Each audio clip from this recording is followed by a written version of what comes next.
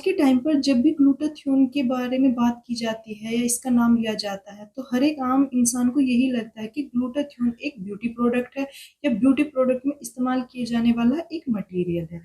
क्योंकि जितनी भी ब्यूटी प्रोडक्ट इंडस्ट्री होती है, उन्होंने ग्लूटाथियोन को इतना बढ़ा चढ़ाकर अपने प्रोडक्ट में बताया है कि हम लोगों के दिमाग में यही बात बैठ गई है कि जो ग्लूटाथियोन होता है वो स्किन को व्हाइट करने का काम होता है। वो एक एंटीऑक्सीडेंट होता है जो हमारे शरीर के द्वारा ही बनाया जाता है। हाँ, आप ये कह सकते हैं कि स्किन को व्हाइट करने का एक गुण होता है ग्लूटाथियोन में, क्योंकि जो ग्लूटाथियोन होता है वो शरीर में मेलानिन के प्रोडक्शन को कम कर देता है। और जब शरीर में मेलानिन का प्रोडक्शन कम होगा तो स्किन का जो टोन होता है वो लाइट होने लगेगा, क्योंकि जब शरीर में जो मेलानिन होता है उसका लेवल ज्यादा होता है तो स्किन जो होती है वो डार्क दिखाई देने लगती है। मैं वैशाली अपने न्यूट्रिशन टिप्स के चैनल पर आप सभी लोगों का स्वागत करती हूँ। आज मैं अपनी इस वीडियो में आप लोगों को बताऊंगी कि ग्लूटाथियोन क्या होता है, और यदि आप अपने शरीर में नेचुरली ग्लूटाथियोन के लेवल को बढ़ाना चाहते हैं तो आपको अपनी डाइट में कौन कौन से फूड आइटम को शामिल करना चाहिए जिससे आपके शरीर में ग्लूटाथियोन का जो लेवल है वो नॉर्मल हो सके या वो बढ़ सके। चलो तो स्टार्ट करते हैं। ग्लूटाथियोन जो होता है वो एक एंटीऑक्सीडेंट होता है जो हमारे शरीर में ही लीवर के द्वारा बनाया हुआ जाता है। जो ग्लूटाथियोन होता है वो काफी शक्तिशाली या पावरफुल एंटीऑक्सीडेंट होता है। हम ये भी कह सकते हैं कि हमारे शरीर में जितने भी एंटीऑक्सीडेंट पाए जाते हैं, ग्लूटाथियोन उन सभी का लीडर होता है, उन सभी को कंट्रोल करता है। जो ग्लूटाथियोन होता है वो 3 अमीनो एसिड से मिलकर बना हुआ होता है। नंबर 1 ग्लाइसिन, सिस्टीन और ग्लूटामिक एसिड।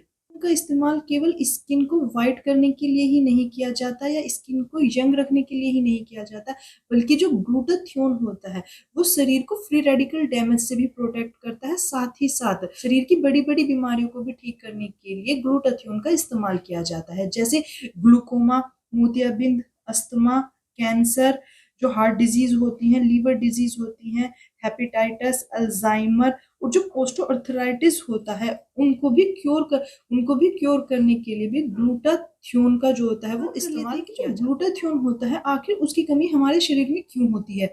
ग्लूटाथियोन तो हमारे शरीर के द्वारा ही बना लिया जाता है। ऐसी वो कौन कौन सी कंडीशन है जिसमें ग्लूटाथियोन का लेवल जो होता है वो कम होने लगता है? जब ज्यादा अमाउंट में अल्कोहल का कंजप्शन किया जाता है तो उस कंडीशन में जो ग्लूटाथियोन का प्रोडक्शन होता है वो कम होने लगता है।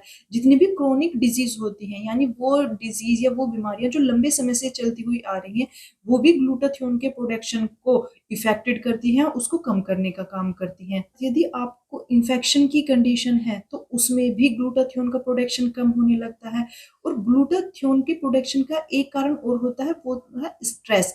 यदि कोई व्यक्ति स्ट्रेस ज्यादा लेता है या उसको तनाव रहता है तो उस कंडीशन में भी शरीर में ग्लूटाथियोन का जो प्रोडक्शन होता है वो कम होने लगता है। और सबसे बड़ा ग्लूटाथियोन की कमी का कारण होता है पुअर डाइट। यदि कोई व्यक्ति पुअर डाइट लेता है या इस तरह की डाइट लेता है जिसमें सल्फर का कंटेंट कम होता है या इन अमीनो एसिड्स का जो कंटेंट होता है वो कम होता है जो ग्लूटाथियोन में पाए जाते हैं, तो उसके कारण भी शरीर में ग्लूटाथियोन का जो प्रोडक्शन होता है वो कम होने लगा। अब बात करते हैं कि यदि आपके शरीर में किसी भी कारण से ग्लूटाथियोन की कमी हो गई है तो आखिर उसको पूरा कैसे करें, ग्लूटाथियोन के लेवल को इंक्रीज कैसे करें? ग्लूटाथियोन के लेवल को इंक्रीज करने के 3 तरीके होते हैं। सबसे पहले तो होता है हेल्दी डाइट। आप डेली हेल्दी डाइट ले जो नेचुरली या नॉर्मल तरीके से आपकी ग्लूटाथियोन के लेवल को इंक्रीज करेगा। इंक्रीज करने का सेकंड ऑप्शन होता है ग्लूटाथियोन के सप्लीमेंट्स या इसकी टैबलेट। जो ग्लूटाथियोन के स्तर को बढ़ाने के लिए इसके सप्लीमेंट्स और टैबलेट का भी इस्तेमाल किया जाता है, पर ये तरीका ज्यादा अच्छा नहीं होता, क्योंकि हम जो ग्लूटाथियोन के जितने सप्लीमेंट्स या जितनी भी टैबलेट होते हैं लेते हैं वो हमारे लिए लगभग वेस्ट ही होती हैं, क्योंकि जितने भी हम सप्लीमेंट लेते हैं उसका केवल 10% ही हमारे शरीर के द्वारा एब्जॉर्ब किया जाता है। 90% जो होता है वो वेस्ट चला जाता है। लेकिन जितने भी सप्लीमेंट्स या ग्लूटाथियोन की टैबलेट होती हैं वो काफी कॉस्टली होती हैं, जो आम इंसान की जो होती है वो पहुंच से बाहर होती है। उनके लेवल को इंक्रीज करने का एक और तरीका होता है और वो है इंजेक्शन। इंजेक्शन के थ्रू भी शरीर में ग्लूटाथियोन के लेवल को बढ़ाया जा सकता है, पर ग्लूटाथियोन के इंजेक्शन जो होता है वो कभी भी अपने आप नहीं लेने चाहिए। ग्लूटाथियोन के इंजेक्शन हमेशा हॉस्पिटल में और डॉक्टर की निगरानी में ही लिए जाने चाहिए, क्योंकि ग्लूटाथियोन के इंजेक्शन अगर आप अपने आप लेते हैं और उसका अमाउंट आपको नहीं पता, या आप ज्यादा मात्रा में ग्लूटाथियोन के इंजेक्शन लेते हैं, रेगुलर लेते हैं, तो उससे आपकी जान भी जा सकती है। ये आपकी जान के लिए भी खतरनाक हो सकते हैं। यदि आप नेचुरली अपने शरीर में ग्लूटाथियोन के स्तर को बढ़ाना चाहते हैं, तो आपको उन तीनों अमीनो एसिड जिनसे मिलकर ग्लूटाथियोन बना हुआ होता है, से रिच फूड जो होते हैं वो अपनी डाइट में शामिल करने चाहिए, या फिर ऐसे फूड आइटम अपनी डाइट में शामिल करने चाहिए जिनमें सल्फर का कंटेंट ज्यादा हो। यानी जिन फूड आइटम में सल्फर का अमाउंट ज्यादा होता है वो शरीर में ग्लूटाथियोन के प्रोडक्शन को बढ़ाने में काफी मददगार साबित होते हैं। चलो तो बात करते हैं उन फूड आइटम्स के बारे में। लेते हैं नट और सीड्स में कौन कौन से नट्स और सीड्स आपको खाने चाहिए जिससे ग्लूटाथियोन का जो लेवल होता है वो नेचुरली इंक्रीज होने लगता है। तो सबसे पहले जो आलमंड होता है वो अपनी डाइट में जरूर शामिल करना चाहिए, क्योंकि आलमंड में vitamin C, fibre, biotin, monounsaturated fatty acid, magnesium, phosphorus, calcium जैसे जो होते हैं वो मिनरल्स पाए जाते हैं जो हमारी हेल्थ के लिए काफी फायदेमंद होते हैं। और एक रिसर्च में तो ये भी पता चला है कि यदि कोई व्यक्ति डेली लगभग 80 टू 85 ग्राम बादाम का सेवन करता है तो उसके शरीर में ग्लूटाथियोन का जो लेवल होता है वो 60% तक बढ़ जाता है, और साथ ही साथ जो डीएनए के डैमेज होने की जो परसेंटेज होती है वो 29% तक कम हो जाती है। आलमंड के साथ साथ आप अपनी डाइट में sesame seeds, walnut, chia seeds और सनफ्लावर सीड का भी इस्तेमाल जरूर करें। नंबर पर बात कर लेते हैं हम वेजिटेबल्स के बारे में। जितनी भी सल्फर कंटेंट वेजिटेबल होती हैं जिनमें सल्फर का अमाउंट ज्यादा होता है, उनका सेवन करने से शरीर में नेचुरल तरीके से ग्लूटाथियोन के स्तर को बढ़ाया जा सकता है।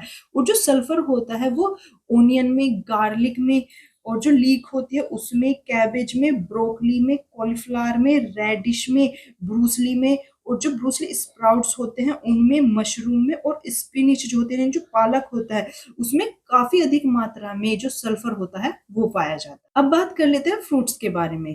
तो आप लोगों को अपनी डाइट में अनार, एवोकाडो का जो सेवन होता है वो जरूर करना चाहिए। जो एवोकाडो होता है उसमें सिस्टीन पाया जाता है जो ग्लूटाथियोन के लेवल को इंक्रीज करने में काफी मददगार साबित होता है।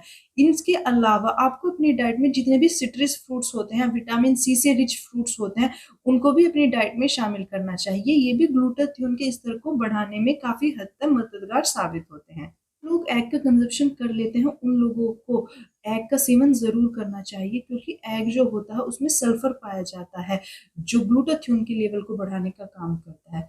जो लोग नॉन वेजिटेरियन होते हैं या अपने डाइट में मांस मच्छी का सेवन कर लेते हैं, उन लोगों को अपनी डाइट में फिश का, चिकन का, ये चीजें भी ग्लूटाथियोन के लेवल को बढ़ाने का काम करती हैं। लेकिन इस वीडियो में आप लोगों को बताया कि ग्लूटाथियोन क्या है और किन किन तरीकों से ग्लूटाथियोन की कमी को पूरा किया जा सकता है, और नेचुरली ग्लूटाथियोन के लेवल को बढ़ाने के लिए अपनी डाइट में कौन कौन से फूड आइटम को शामिल करना चाहिए।